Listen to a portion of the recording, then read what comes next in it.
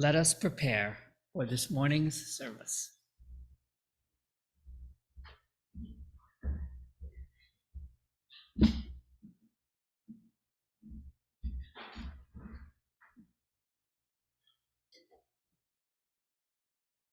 Good morning, everyone. Can you hear me? Okay. 1 year ago, on February 24th, 2022, the Russian invasion of Ukraine shocked the world. Calls for ceasefire and negotiations have fallen on deaf ears. What is it like to be Russian and against the war? Anti-war Russians face fines, loss of livelihood, imprisonment, and torture for speaking out against the war, and yet they do. What can we learn from the anti-war Russians? These opening words are taken from the manifesto of the Russian feminist anti-war resistance. This is a manifesto by Russian feminists who have united against the occupation and war in Ukraine.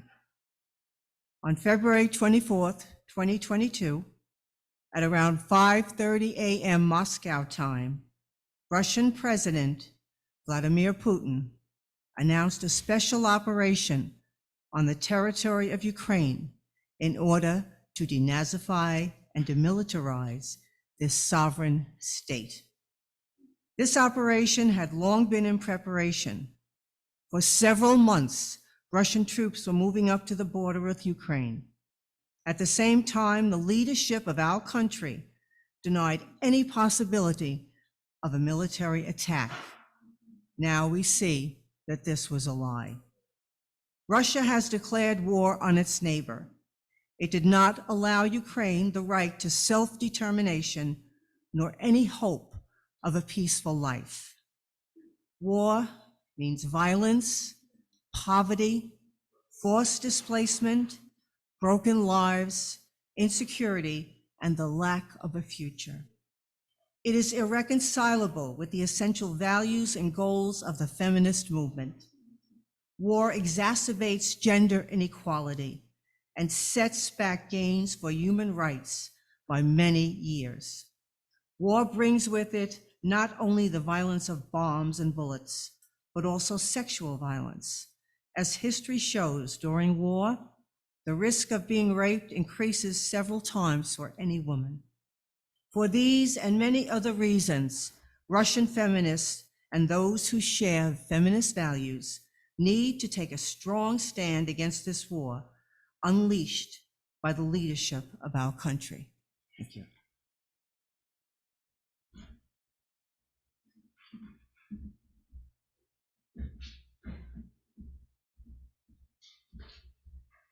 I invite you now to join me in lighting our chalice. You can find the words in the order of service. In the search for truth and the spirit of love, we unite for worship and fellowship. As an extension of lighting our chalice, I want to take a moment to light these candles for some of those who have recently been affected by police brutality, knowing that we cannot cover the names of all of those affected.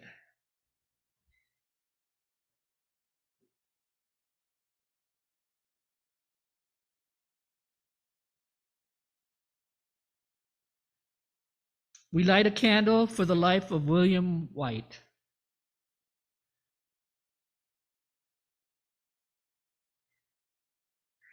We light a candle for the life of Alonzo Santel Bagley.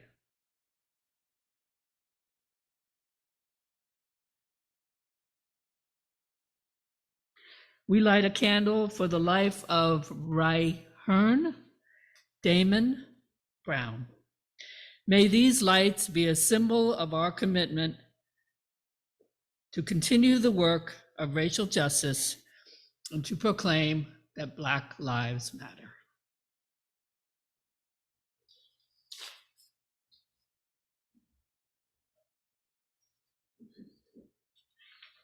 Grab your great hymnal and turn to number 134. Our world is one world.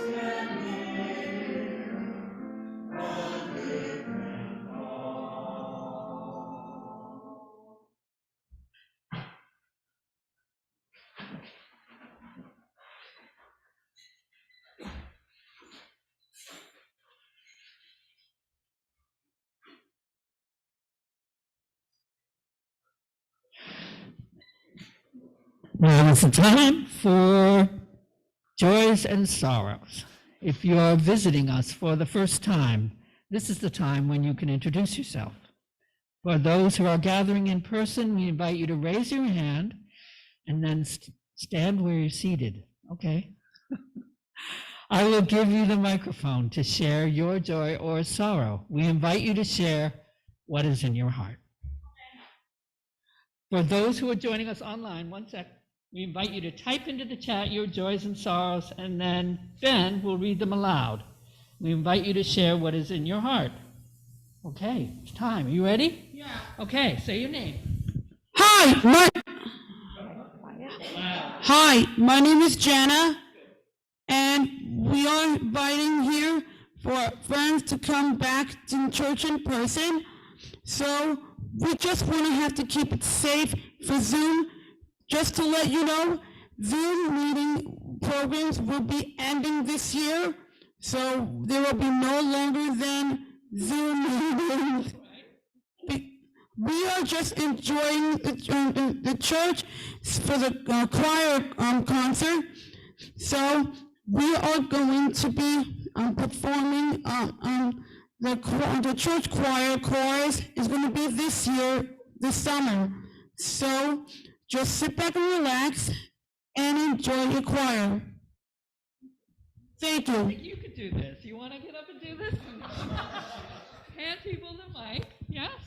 See if anybody raises their hand. So There we go. David, take it over to him.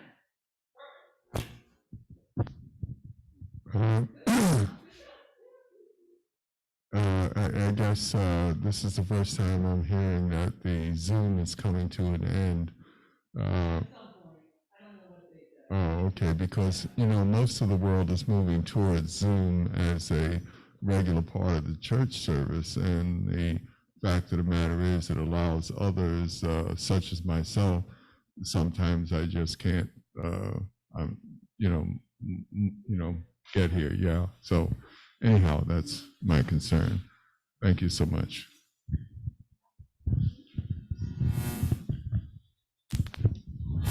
Hi, I'm Jim Franz. First, we have a joy, which is I had to say hello for brought the lovely flowers today. She's not great. Besides green, she brought the flowers. Today is also a sorrow. This is the 30th anniversary of the first bombing of the World Trade Center. It's a day I remember distinctly because my office is diagonally across Church Street from the World Trade Center. And that day I was in Brooklyn doing the hearing, but my secretary was in the office. And somewhat prophetically, I called her and I said, if the building goes down, you don't know which way it's going to fall, go home, get out of the office. And I sent her home, who knew what would happen 18 years later. But that's a sorrowful day.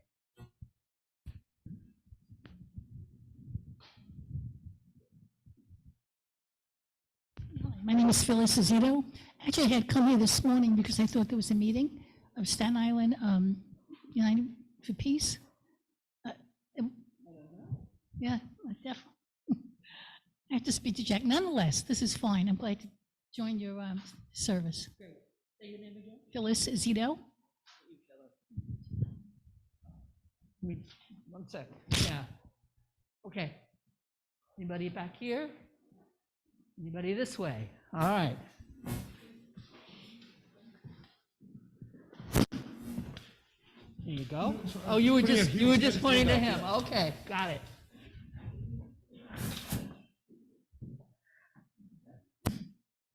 Anybody else? Last call before I come up to Kevin.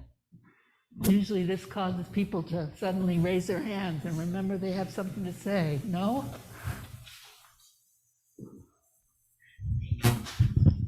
I'm Kevin Clark, and I just want to say our joy is that our son Christopher is going to be traveling up from the Washington, D.C. area this week, and he hasn't been here in about a year. So, Thank you, everyone. Ben, do we have anybody online who would like to? Go ahead.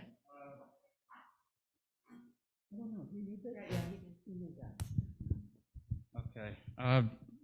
Bonnie and others also sharing sorrow that if Zoom is going to be discontinued. Marge says happy to be part of this compassionate group of people. Nancy also says sad if Zoom is discontinued. I think there's no date for Zoom to be discontinued. I think maybe in the future, we all know maybe it may be discontinued, but I don't think that's something we need to worry about right now. Yeah. Okay, thank you, Ben. Thank you, everyone. We are grateful for all the joys and sorrows we have heard that have been shared with our community, and for all those that have gone unspoken. May the attention and care we give each other and those beyond this space remind us that we're not alone.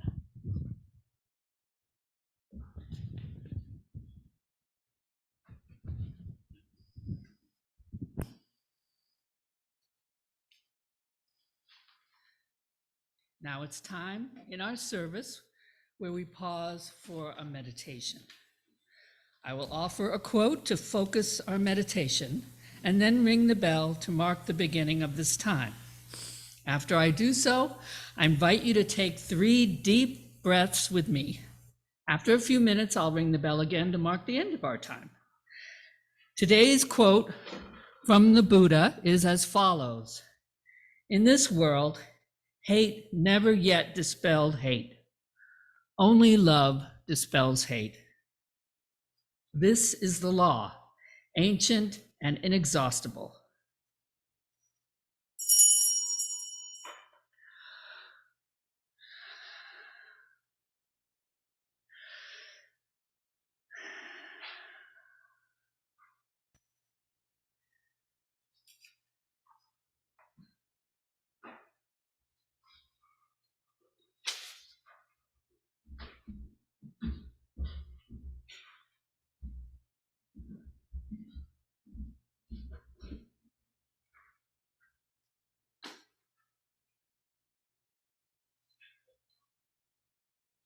This reading is from the song "We Walk in Silence" by Soviet Russian punk band Grazdanskaya Oborona in English Civil Defense.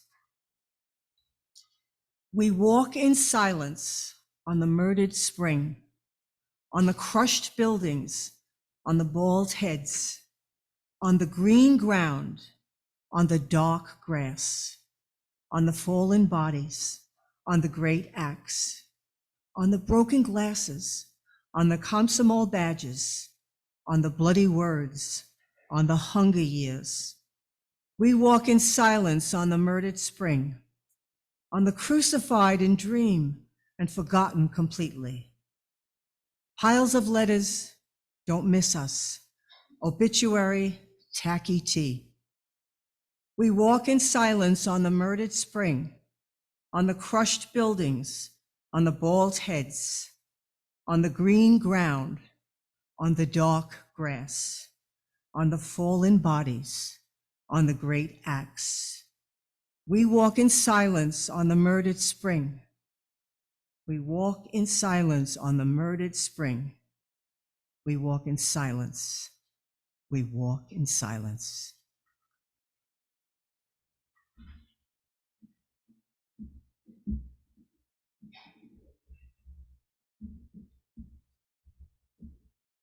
Now is the time in our order of service when we take an offering. We know it is the gifts of all of us that help support our ability to thrive and gather. For those attending in person, we invite you to drop your offering into the collection plate. For those online, links and instructions will be posted in the chat. You can mail us a check or donate through the PayPal giving page on our website. Please give as generously as you can. Our offering will now be gratefully received.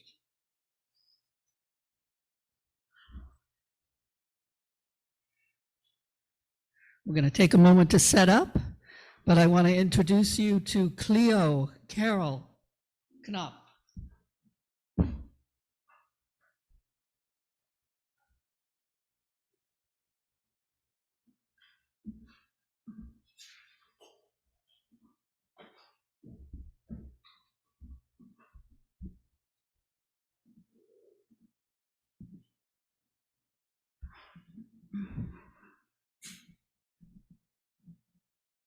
Well, yeah.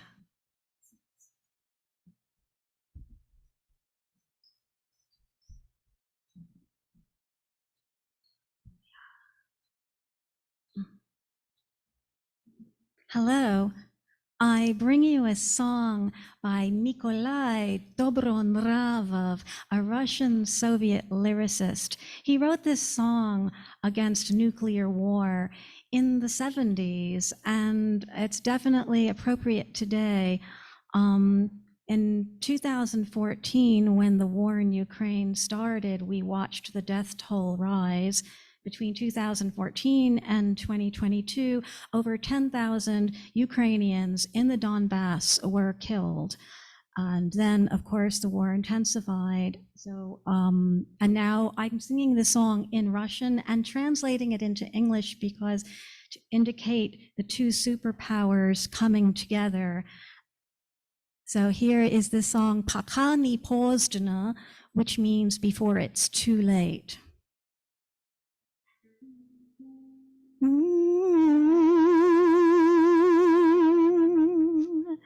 Пока планета, while the planet еще жива, still alive. Пока солнце, while spring мечтает весны, dreams of sun. Мы жизнь предъявим, we declare свои права, the rights of nature. Пока не поздно, пока не поздно. Земля как сердце, earth's the heart. У нас в груди, in our chest. Здесь наше небо, it's our sky. И наши гнезда, and our nest. Еще не поздно, it's not too late. Ее спасти, to save her. Еще не поздно, еще не поздно. Рядом, рядом, радость и беда. Надо, надо, твердый дать ответ солнечному миру. Да, да, да, Ядерна взрыву, нет, нет, нет. World of life and sun, yes, yes, yes. Nuclear explosion, no, no, no. World of life and sun, yes, yes, yes. Nuclear explosion, no, no, no.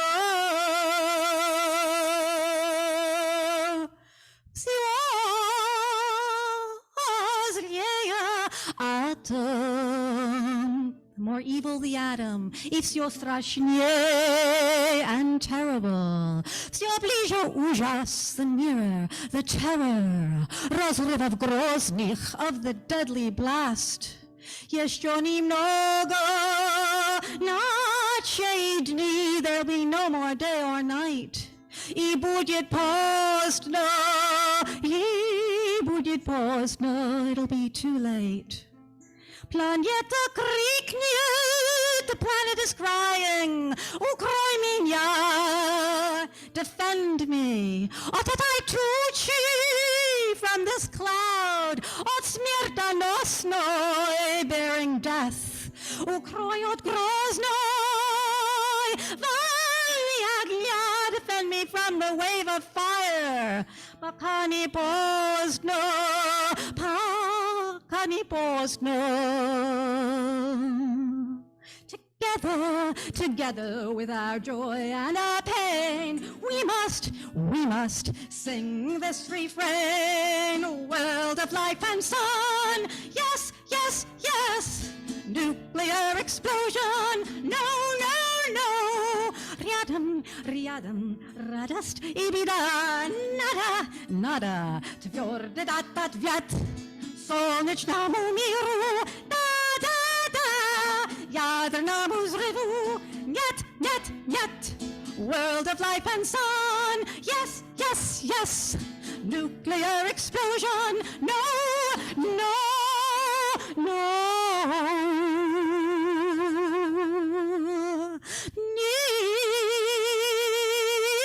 Ничто завтра, could it be tomorrow? Umut Maria, the sea will die. Umoknut птицы, the birds grow silent. Zastynut sosny, the pines grow cold. Уже не сможешь зайти заря, there'll be no more dawn. И спросит небо, the sky will ask, неужто поздно, is it really too late? Так поклянемся, so we promise, что мы спасем, that will save it all. И это небо, our sky, в надеждах звездных, a starry hopes, спасем планету, наш добрый дом, save our planet home, пока не поздно, пока не поздно. Together, together with our joy and our pain, we must sing this refrain. World of life and sun, yes, yes, yes. Nuclear explosion, no, no, no. Рядом, рядом, радость и беда. Nada, nada, твердый дат ответ солнечному миру. Ядерному взрыву, нет, нет, нет. World of life and sun, yes, yes, yes. Nuclear explosion, no, no, no. World of life and sun, yes, yes, yes, yes, yes. Thank you. March on Washington, March 18th, for peace in Ukraine.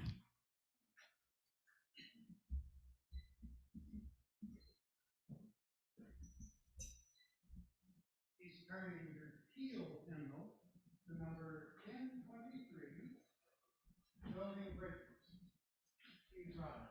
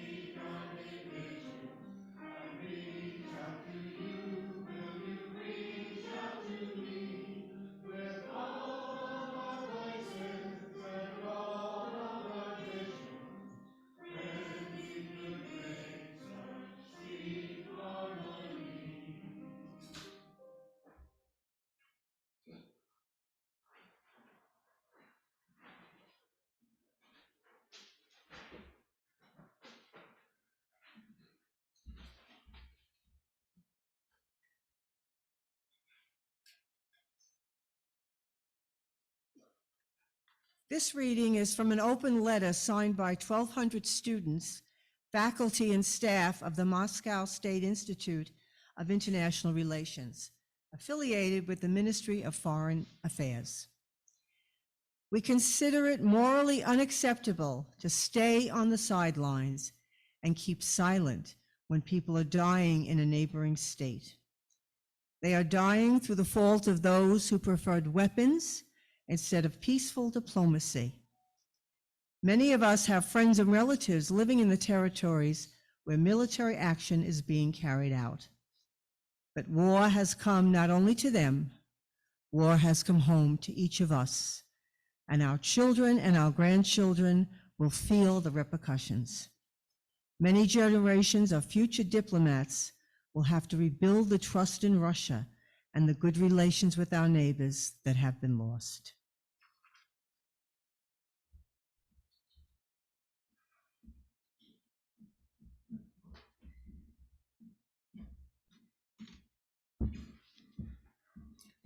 Many thanks to my church, the Unitarian Church, for having Cleo and Eileen and I here today. Months before the invasion, the invading army assembled troops and equipment near the border. The world watched and sounded the alarm. Protests broke out in the aggressor country despite government efforts to make the case for military action. Around the world, people on the streets and governments opposed the impending war. Despite all the efforts to stop the war before it started, on the appointed day, the invasion began.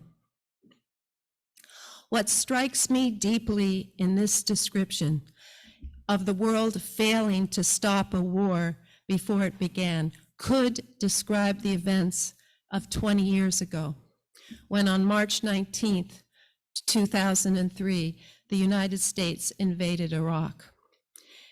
It also describes the sequence of events just 1 year ago, when on February 24th, 2022, Russia invaded Ukraine.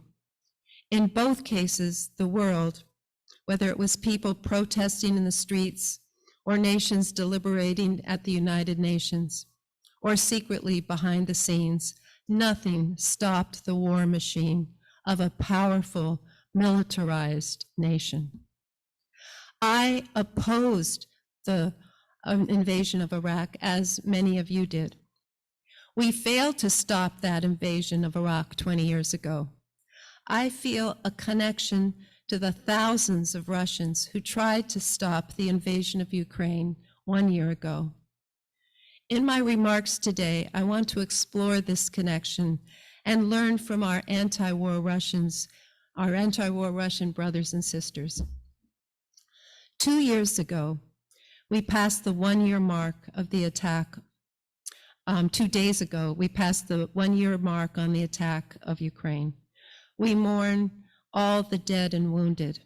9,000 civilians have been killed. 100,000 Ukrainian soldiers have been killed and wounded. 180 to 200,000 Russian soldiers have been killed or wounded. We mourn the terrible destruction of Ukrainian cities, towns, villages, and countryside. We mourn the displacement of Ukrainians to flee the violence. 8 million refugees have fled Ukraine and left the country. Another 8 million are internally displaced. We saw the disruption of grain and fertilizer shipments to countries that rely on Russian and Ukrainian exports. Inflation rates have caused hunger for struggling families around the world. The largest European nuclear power plant in Zaporizhzhia is in the middle of a battleground. Threats of use of tactical nuclear weapons hang in the air. Comparing the 2003 US invasion of Iraq to the 2022 invasion of Ukraine goes only so far. Each invasion has its own context and these differences need to be understood and acknowledged. However, they were both wars, not special military operations. They were both instigated by powerful militaries against less powerful sovereign states. And they were both opposed by many people in the aggressor country and around the world. In 2022, 21 years ago, as President George W. Bush's administration ramped up accusations against Iraq and talk of an attack increased, many of us could not accept this call to arms. It struck us as profoundly wrong and unbelievable that our country would move ahead with these plans. Americans still felt traumatized by the September 11th, 2001 terrorist attacks. Some Americans were willing to go to war to avenge the deaths in the World Trade Center and the Pentagon. The Senate voted 77-23 to authorize the use of military force against Iraq. The public here was split. Maybe 50% supported military action. But after the invasion, support for the war increased. It rose from 50 to 72%. Those against the war, however, found each other, formed small groups like Peace Action of Staten Island, and joined coalitions willing to take their opposition public and take to the streets. So when I saw many Russians showing the same opposition against Russian war on Ukraine, I immediately recognized them as my brothers and sisters. They were trying to stop their own powerful military from committing the ultimate sin of war by attacking another country. Of course, their government promoted all the reasons why it was absolutely in the right. Russia was defending the separatist regions of eastern Ukraine. And as Cleo pointed out, the war really had been going on from 2014 there. It was defending Ukrainians who wanted to be part of Russia. It was opposing neo-Nazis who, according to Russia, and some people accept this, controlled the Ukrainian government and military. And it was refusing to allow the West to cross Russia's red line. And we know all about red lines. Their red line was allowing Ukraine to join NATO. But a lot of people in Russia did not buy these excuses for war, and they stood up at great personal risk in opposition. From February 24th to March 13th last year, just 3 weeks, there were mass protests in 58 cities across Russia. They chanted "Net vanya," no to war. The Russian security forces responded overwhelmingly. Within those first 3 weeks, there were 15,000 arrests. Protesters were beaten, detained, tortured. Police raided homes and offices and used facial recognition software to identify activists. In response, activists turned to single-person protest, holding a sign, laying flowers at war monuments, inscribing "Net vanya" in red on piles of snow. Using the internet, thousands of Russians signed on to letters and petitions condemning the invasion of Ukraine. Public figures, politicians, artists, rock singers, and actors released statements. As repression escalated, individuals held up blank signs, just blank signs like this.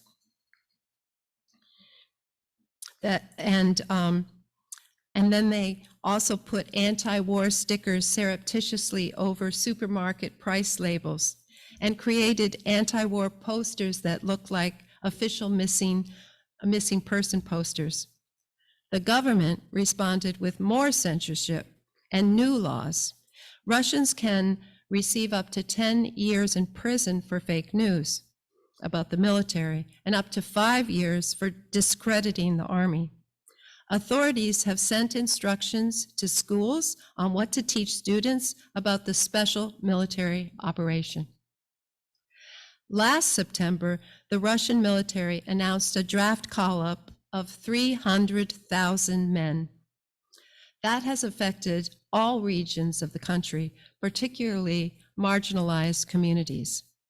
That spurred more protest and an exodus of hundreds of thousands of Russians, many trying to escape the call-up. According to one analysis, nearly 700,000 Russians may have fled their country between September and November. At this time, it was clear that Russian soldiers were paying a horrific price on the front lines. Some resistance to the war became violent. Some recruitment centers were set on fire, and railroad tracks used by the military were damaged. But it has become harder and harder to resist publicly now in Russia. Over 19,000 Russians have been detained for participating in anti-war activities. There are almost 500 people scheduled for trial or who have been convicted of anti-war offenses. The feminist anti-war resistance and the Council of Mothers and Wives and individual activists have turned to supporting the men who have been mobilized, demanding their return, counting the dead, taking photos of the coffins and burials, searching for the missing. Meanwhile, here in the United States, there is very little anti-war activity. As Cleo mentioned, there will be an anti-war march in DC on March 18th. We haven't yet been able to effectively connect up with our Russian and other international counterparts to create an international anti-war movement. Not long after the invasion of Ukraine, I went to an anti-war rally in Times Square. We were a small group of peace activists calling for a ceasefire and negotiations in a sea of people calling for Putin's assassination and a no-fly zone over Ukraine. The support for the defense of Ukraine has garnered support across party and ideological lines. The numbers are really stunning. Since the start of the war, Congress, in one of the few displays of bipartisanship, has approved more than $113 billion in aid, military assistance for Ukraine, directly to Ukraine or to allies. The types of weaponry that we are sending to Ukraine has gotten more and more sophisticated.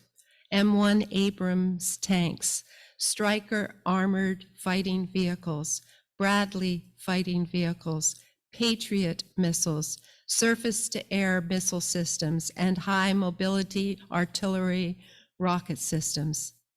Still no fighter jets, though, although that might be next. Do Americans support this extraordinary transfer of military might to the Ukraine battleground? According to the latest poll, there may be some weakening. In May, 60% of US adults supported sending military weaponry to Ukraine. This month, the latest polls show that slipping down to 48%. There are some voices calling for peace. In December, there was a Christmas appeal for a ceasefire. Pope Francis has been a strong voice calling for an end to the war. Amongst the NATO nations, President Macron of France stands out when he suggests that the war must end in some sort of negotiations and compromise. But mostly, we see the war escalating. Most military experts are very pessimistic about an end to the war. The off-ramps closed down last year. The paths to negotiations are unclear. Calls for peace are met with incredulity. After The initial invasion of Iraq, going back to Iraq now, our anti-war voices in the US became sidelined too. After the invasion, the war in Iraq became an occupation. This is probably the scenario that President Putin of Russia was hoping for when he planned the assault on Ukraine. In Iraq, the initial invasion and destruction of the Iraqi army led to an insurgency formed from the remnants of the defeated Iraqi military and Islamist militants. But one takeaway from the Iraq War that may apply to the Ukraine war is this: the longer the war goes on, the harder it is to end it. Who or what will guide us out of this war in Ukraine? Well, I think it could very well be the anti-war Russians, those who had to leave their country for their own safety, as well as those who have remained in the country and are finding creative ways to envision an end to this war. They have so much less freedom than that we had here in the US as anti-war activists back in 2003 after the invasion of Iraq. Yes, some anti-war Americans were arrested during protests back then, faced court-martial, lost their jobs, and paid a steep price for their stance. But the Russian security state in 2023 is much more extensive and brutal than was faced by anti-war activists here 20 years ago. And look at the stakes faced by the Russians across the board. Russian families are losing soldiers at enormous rates. The Russians have lost 180 to 200,000 of their soldiers, either killed or wounded, in 1 year. 1 year. This compares to 35,000 US military casualties in Iraq and less than 5,000 deaths over 15 years. So 200,000 in 1 year, 35,000 in 15 years. The Russians are losing their sons, brothers, husbands, and friends in a senseless conflict.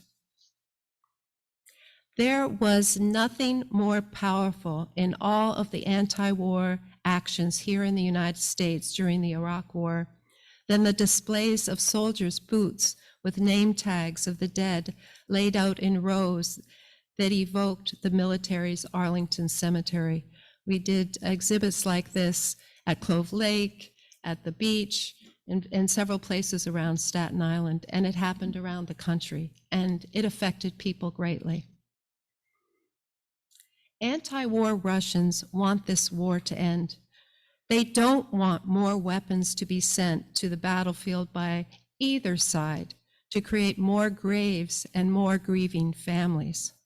So what can we learn from the Russian anti-war resistance?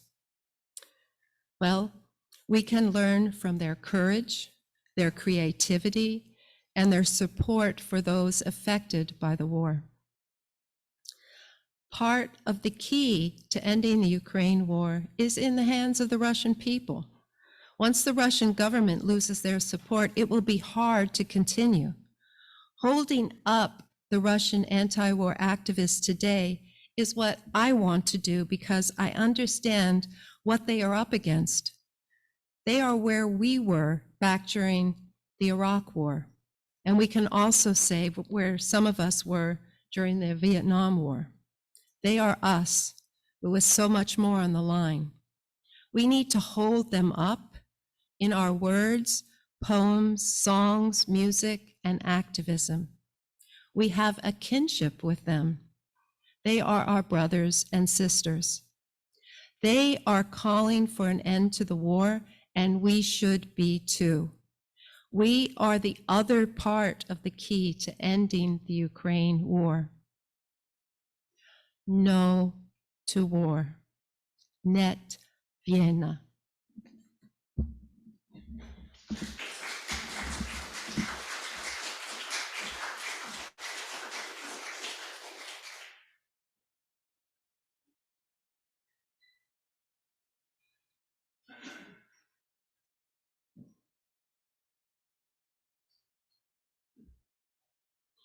Please turn in your grade and note the number 131. God will guide.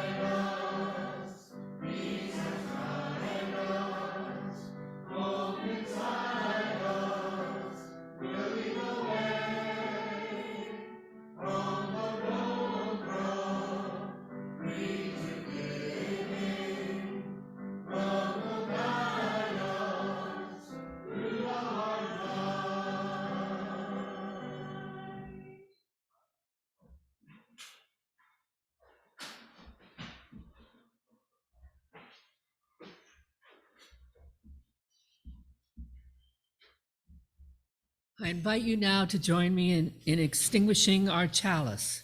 You can find the words to the affirmation in the order of service.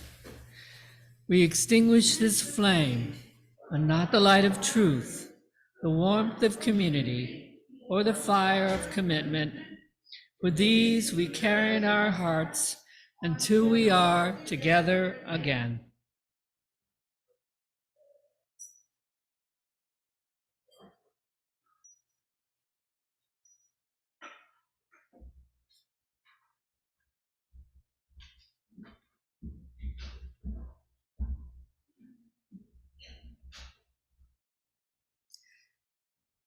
On February 25th, the feminist anti-war resistance in Russia posted the following: "We would like for the Defender of the Fatherland Day holiday to be abolished in the post-war future, and for February 24th to become the day of sorrow for the killed Ukrainians and the day of remembrance for Russian war crimes. And we would make February 25th the day of anti-war resistance to remember those who sacrifice health, freedom, and life for their citizenship." Every year in New York City, this is me speaking now, there is a protest in New York City on the anniversary of the invasion of Iraq, March 19th. I hope that we can join in remembering that day here and connecting with the anti-war Russians. Thank you.